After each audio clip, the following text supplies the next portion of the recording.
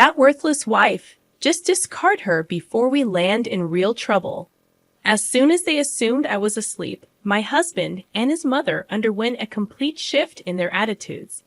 Initially leaving home under the pretext of safeguarding their assets, they shamelessly returned, unleashing chaos. When I confronted them with reality, my name is Daisy, 30 years old, engaged to Brad after a 5-year courtship, living with his parents, the true nature of my husband and his mother became evident.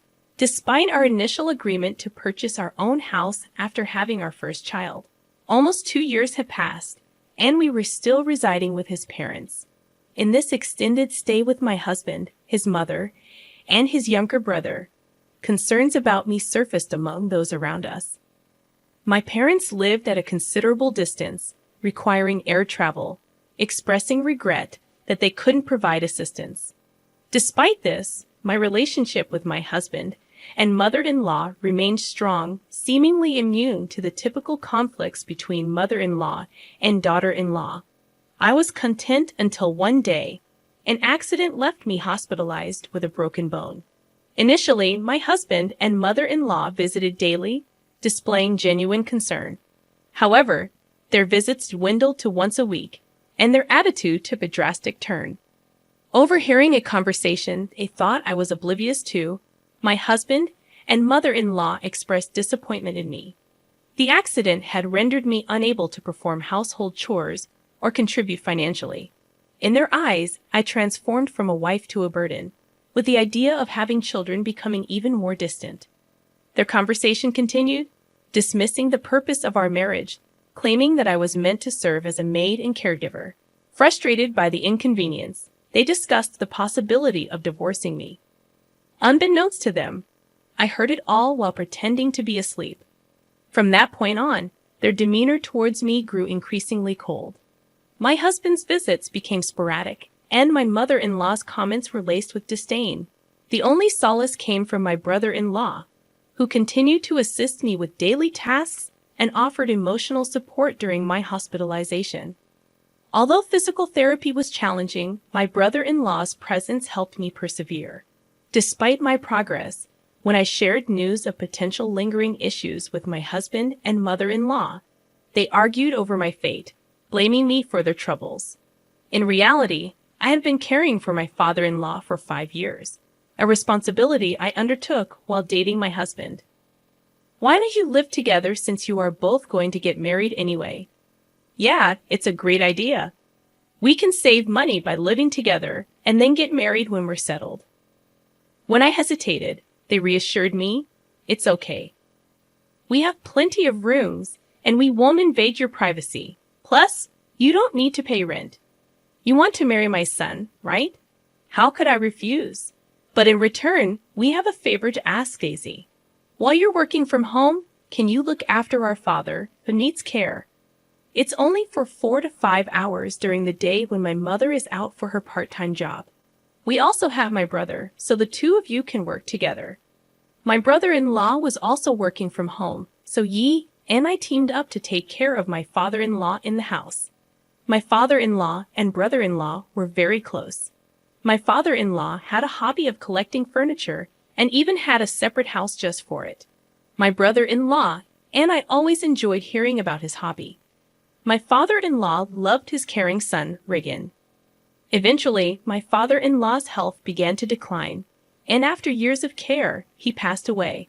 After that, my husband proposed to me, saying, "Thank you for always taking care of my father. Let's continue to be together. Let's get married." Despite having worked hard on housework and caregiving, the moment I became immobile, my husband and mother-in-law's attitude towards me became as if I were worthless. Even I, normally composed, was infuriated.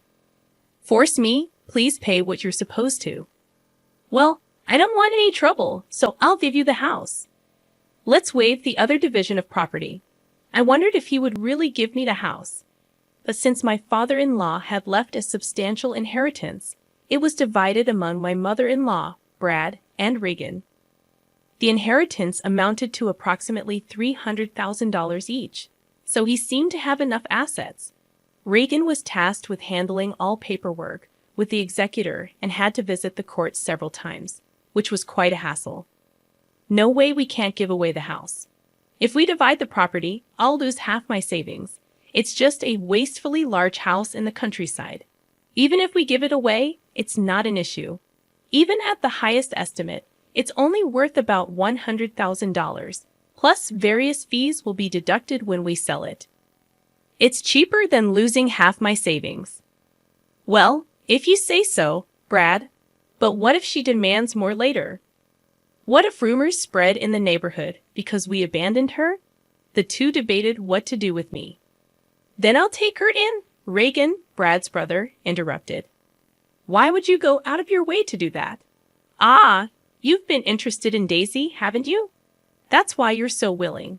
You can have her if you want. But she's no longer of any use to us. Don't ask to take Daisy and the house back later, okay? Why would I? I just hope you won't come asking for money later. And remember, you can't return damaged goods. Brad and Reagan signed papers and arranged to formally change the property title through a lawyer. I'll take out some money for my savings. So why don't you find a younger, healthier, and prettier woman to marry and build a better house? Sounds good? Hey, Daisy, get a lawyer to file for our divorce quickly. They said they'd stay in a hotel for a while and left the room. Reagan and I silently saw them off. I had to find a lawyer to file for our divorce first. Reagan helped me to file for the divorce, and in a few days, Brad and I became complete strangers. A week later, Brad and my mother-in-law packed their belongings and left the house. It seemed peculiar that Reagan, Brad's brother, continued to visit me after I divorced his brother. When I expressed concern about him worrying about his former sister-in-law, he responded, "I'm doing this because I want to. I didn't get along with you just because you were my brother's wife. We both provided care and did housework together. We've talked a lot more in these 7 years than you ever did with my brother. We're friends, aren't we?" Reagan said with a gentle smile. All I could do was express my thanks and gratitude. A month later, I was discharged from the hospital.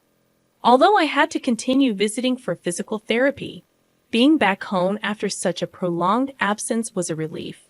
I couldn't help but wonder, do you think those two will really ever come back? I'm worried they might return and make me work again. If they come back, I'll drive them away. I can't forgive them for treating you so horribly. Plus, they have no right to return to this house, Reagan reassured. Despite still being unable to move as before, Reagan took care of most household chores. Fortunately, as a freelancer working from home, I was able to return to work and contribute financially. Thanks to bi-weekly physical therapy, my recovery proceeded smoothly without complications. A year later, I was able to resume a normal life, collaborating with Reagan on housework. We spent more time together, using our days off for trips. Just as I thought our peaceful days would continue, a storm suddenly hit. One night, while Reagan and I were having dinner, the door was knocked, and the intercom rang repeatedly. When I nervously answered, Brad appeared on the monitor. "Hey, open up. This isn't your home anymore. State your business and leave," I firmly said as I opened the door, surprised by Brad's unexpected arrival. "What do you want? Why do I have to put up with such an attitude just for coming home?" Brad said, entering without hesitation. "I'll be living here again from today. Oh, I'm hungry. Hey, Daisy, give me some food," he ordered, disregarding the changed dynamics. "Cut it out. Why are you here?" I asked, bewildered. Brad explained. "Well, I've spent almost all my money. My mom will be here soon too, so leave the door unlocked."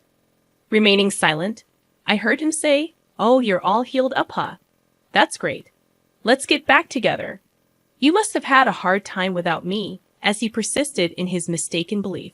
He approached me with a disgusting familiarity, and the sheer audacity of his actions made me feel sick. "Stop it. I divorced you, and I don't care about you anymore. Don't get cocky. You've been living on my money all this time, and you can't do anything but housework." "Just shut up and do as I say," Brad shouted at me. Just then, the door opened, and his mother arrived, criticizing the unlocked door as careless. "What's going on?" She's been getting cheeky, so I was giving her a bit of education. She's grown thick-skinned in the year we've been away, Brad explained.